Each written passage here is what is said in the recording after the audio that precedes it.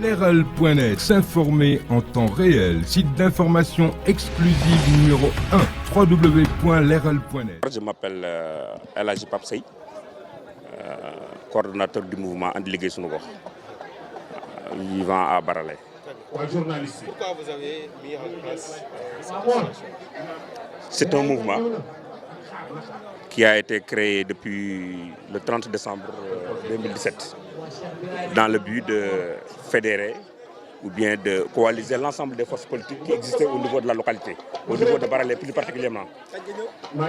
On a senti qu'il y avait une certaine dissociation entre les partis politiques qui existent au niveau de la localité, au niveau de Baralay plus particulièrement. Et on a vu qu'on n'a pas pu prospérer beaucoup. On a senti la nécessité de se rassembler, de créer ce mouvement fort, un mouvement de développement pour conquérir, essayer de développer la commune, de mettre notre pierre à l'édifice du développement de la commune. C'est tout simplement le but du mouvement. Donc le mouvement fédère toutes les associations et tous les partis politiques? Exactement.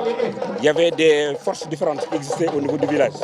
Il y avait les grands partis politiques avaient des représentants au niveau du village. Puisqu'il y avait des problèmes au niveau du village à cause des rivalités politiques. Et on est tous de la même famille, on est tous de la même localité, on est tous de Baralay. On a des familles qui se sont entrelacées. J'ai jugé la nécessité, avec d'autres personnes qui n'étaient pas impliquées politiquement, de créer ce mouvement, de fédérer les gens, de travailler autour d'un seul but, développer le village, développer la commune de Sakal, essayer de développer la commune de Sakal. C'est tout simplement. Quels sont les problèmes auxquels les populations sont confrontées dans ce moment? Il y a beaucoup de problèmes. Bref, le maire a fait quelque chose, il faut le dire. Mais quand même, rien n'est beaucoup fait pour bien faire. Il y a beaucoup de problèmes ici. Bon, le problème commence par déjà, au niveau de notre village est... La route nationale passe à l'intérieur de notre village. Et on a des problèmes d'accidents partout, toujours, au niveau de cette localité, au niveau de RN2. On a toujours demandé à ce qu'il y ait des dodanes ici au niveau du village. Et cela, depuis très longtemps, la demande n'a pas été satisfaite. Voilà un des problèmes. Il y a d'autres problèmes d'électrification, d'eau aussi, d'extension d'électricité. Tous ces problèmes-là, le maire a fait quelque chose, mais nous aussi, nous voulions apporter quelque chose de plus pour la communauté. C'est ce Quel est l'appel que vous lancez aux populations? De se retrouver dans ce mouvement-là, parce que c'est un mouvement de développement, personne n'est exclu. Les 133 villages ont été visités, il y a au moins 90 représentants qui sont ici. Nous voulons tout simplement, main dans la main, essayer de travailler pour le développement de la localité. C'est tout simplement ça. Est-ce qu'il est facile de fédérer des mouvements politiques? Non, ce n'est pas du tout facile, mais le but, c'est le développement. Le but, c'est d'essayer d'aller de l'avant. Tout le mouvement, toutes les personnes qui sont dans les partis politiques, ils œuvrent pour le développement de la localité. Donc, le seul but, le seul point de convergence, c'est le développement de la localité. Donc, on pouvait se reconnaître, on pouvait se fédérer autour de cet idéal. C'est pourquoi on a réussi cela. Mouvement bi, nous avons taxawal le 30 décembre 2017. Ñi mu nek sama gannaaw ñoko and taxawal ko. Ñi nek sama gannaaw ñoo andando taxawal ko. Biñ ko taxawalé objectif bi mo doon dëkk bi xoolon nañ ni parti politique yi fi nek bare na. Il y avait presque les représentants des grands partis politiques qui existent.